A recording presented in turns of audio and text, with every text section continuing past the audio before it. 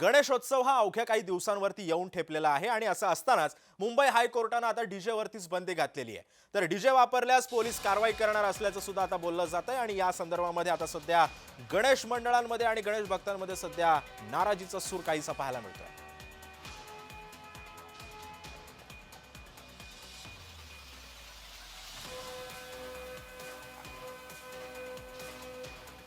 आणि मी या संदर्भामध्ये बोलण्यासाठी जाणार आहे चिंचपोकळीचा चिंतामणी सार्वजनिक गणेशोत्सव मंडळाचे उपमानद सचिव गजेंद्र बने यांच्याकडे।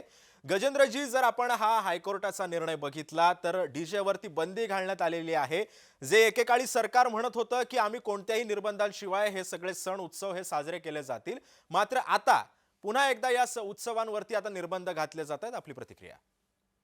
सर्व निर्बंध प्रथमतः माझा असा प्रश्न आहे, की हम्म, सर्व निर्बंध लागण्याची सुरुवात हम्म, ही गणेशोत्सवापासूनच कशी होते?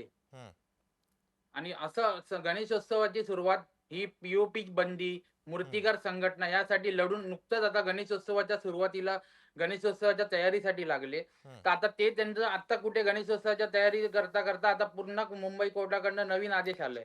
तर या कोर्टाच्या आदेशानुसार त्यांनी जर पुन्हा तो लढा द्यायचा, की गणेशोत्सवाची पूर्वतयारी बघायची? हा माझा पहिला प्रश्न आहे. हा, दुसरी अशी गोष्ट आहे, या डिसेबल गणेशोत्सवाला पूर्णपणे बंदी घालण्यापेक्षा जर हम्म, गणेशोत्सव मंडळांनी त्यांना एक विश्वासात घेऊन किंवा डीजे वाल्यांना विश्वासात घेऊन एक डिसिबलची मर्यादा त्यांनी घातली असती, की या मर्यादेबाहेर तुम्ही जाऊ नका. गणेशोत्सव प्रत्येक मंडळ हे संवेदनशील मंडळ आहे. संवेदनशील मंडळामध्ये प्रथमतः त्यांची जनतेची काही प्रॉब्लेम्स होऊ नये, काही होऊ हम्म। नये या बाबतीत ते लोकं कायम प्रयत्न करत असतात. तर या मंडळांनी देखील नक्कीच समजून घेतलं असतं.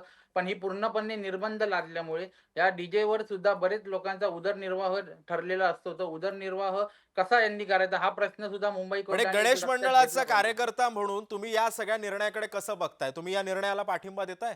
तुम्हाला मान्य आहे हा निर्णय?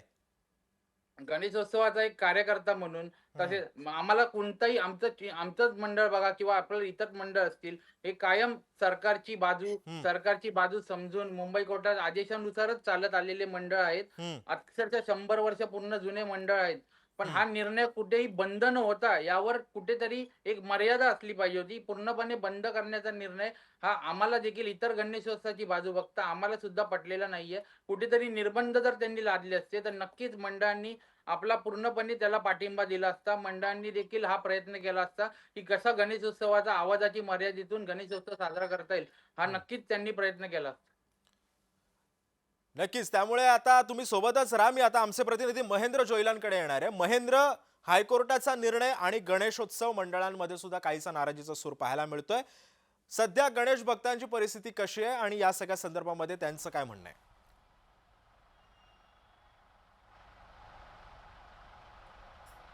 सिद्धेश, मुंबई आणि पुणे या दोन ठिकाणचे गणेशोत्सव आहेत ते अतिशय म्हणजे चर्चित आहेत. त्यामुळे मुंबईतल्या आणि जे आहेत ते पुण्यातल्या जे गणपती आहेत ते हं, पाहायला दुरून लोक येत असतात. महाराष्ट्राच्या कानाकोपऱ्यातून काही जे आहेत ते राज्यातली किंवा देशातली लोकही आहेत ते गणपतीसाठी येत असतात या ठिकाणी. पण जे आता आपण पाहिलं तर आपण काही पदाधिकाऱ्यांशी आहे ते चर्चा केली होती. वरळीतील पोलीस कॅम्पचा राजा म्हणून जे मंडळ आहे त्या पदाधिकाऱ्यांशी चर्चा केली होती. त्यांनी जे ती तीव्र नाराजी व्यक्त केली या संदर्भात. कारण काही दिवसापूर्वी आपण पाहिलं तर गणेश मूर्तींच्या ज्या विसर्जनाच्या संदर्भात असतील किंवा त्यांच्या मूर्तींच्या ज्या हाईट संदर्भात असतील, उंची बर. संदर्भात असतील, हं. त्या विरोधात आहेत ती मंडळं जी आहेत ती लढा देत होती. आता पुन्हा एकदा जे आहेत ते या डीजेच्या संबंधात त्यांना आता लढा द्यावा लागणार आहे. हं, हं. त्यामुळे तीव्र नाराजी त्यांच्याकडून व्यक्त करण्यात आली होती. बर. सरकारने कुठेतरी या सगळ्या नियम आहेत त्याच्यामध्ये थोडीशी शिथिलता आणावी. आवाजाचा जो नियंत्रण आहे ते मर्यादित असावं असंही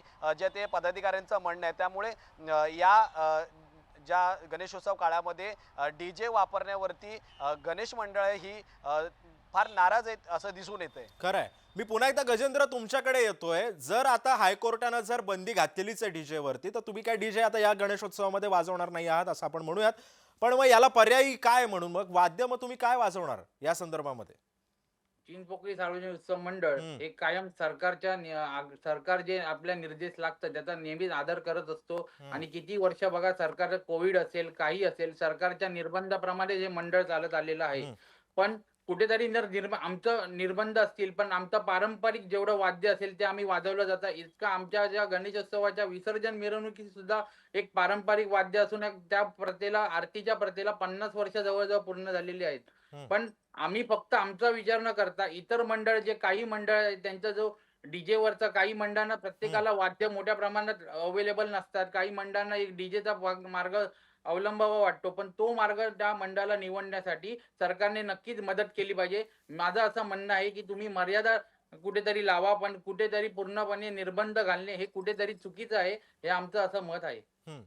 पण गजेंद्रजी, जर आपण एक गोष्ट जर प्रामुख्याने बघितली तर म्हणजे प्रत्येक सार्वजनिक गणेशोत्सव मंडळांमध्ये, विशेष करून पुणे आणि मुंबईमध्ये फारसा डीजेचा वापर केला जात नाही. पण जे 10 दिवस असतात गणपतीचे, तिथं तर तुम्ही स्पीकर लावता.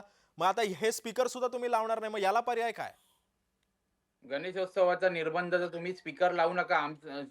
कुठचंही तुम्ही मंडळ घ्या. स्पीकर हे नेहमी मर्यादेमध्येच लावलेले असतात. त्याचा कोणालाही सामान्य जनतेला त्रास होणार नाही हे पहिलं बघितलं जातं. त्यानंतर ती स्पीकरचा आवाज असतो. तुम्ही आज कुठच्याही गणेशोत्सव मंडळात या, तुम्हाला स्पीकरची मर्यादा हे गणेशोत्सवाने घातलेल्या निर्बंधाप्रमाणेच दिसेल. कुठेही तिचं उल्लंघन होत नाही. हं.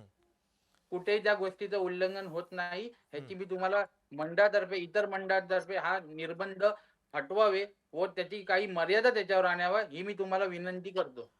मी पुन्हा एकदा आमचे प्रतिनिधी महेंद्र जोयलांकडे येणार आहे. महेंद्र, आता जसं आपण बघितलं तर की गजेंद्रांनी आता व्यवस्थित मुद्दा त्यांचा जो आहे तो व्यवस्थितरित्या मांडलेला आहे.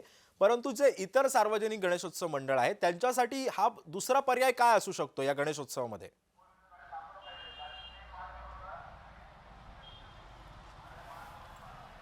नक्कीच सिद्धेश, पाहायला गेलं तर सार्वजनिक गणेशोत्सव मंडळामध्ये पारंपरिक पद्धतीने जे ते वाजत गाजत गणपती बाप्पाची ती आगमन असेल किंवा विसर्जन मिरवणूक असेल ती करण्यात येते. मात्र ज्या त्या हायकोर्टाच्या निर्णयाकडे पोलिसांची ती करडी नजर असणार आहे. त्यामुळे पोलीस या सगळ्या डीजे वरती जी ती कारवाई करणार आहे. त्यामुळे नेमकं जर पाहायला गेलं तर यापुढे सर्व सार्वजनिक मंडळांना जे आहेत ते नाशिक ढोल असेल किंवा बँजो असतो तो एक पर्याय असणार आहे. त्यामुळे जास्तीत जास्त सरकारने किंवा न्यायालयाने जे नियम आपल्याला दिलेला आहे, जो डीजे बंदीचा आदेश दिलेला आहे, त्याचं पालन करणं हे महत्त्वाचं असणार आहे. कारण जी खरंय. पारंपरिक हो. वाद्ये आहेत तीही प्रामुख्याने नक्कीच. पुढे येतील आणि पारंपरिक जे ते वाद्यांचा वापर हा जास्त करताना खरंय. पाहायला त्यामुळे आता मिळणार आहे. जर डीजे वरती जर बंदी घातली असेल तर आपसुकच सार्वजनिक गणेशोत्सव मंडळांसाठी पारंपरिक वाद्य हाच त्यांच्यासमोर पर्याय असू शकतो.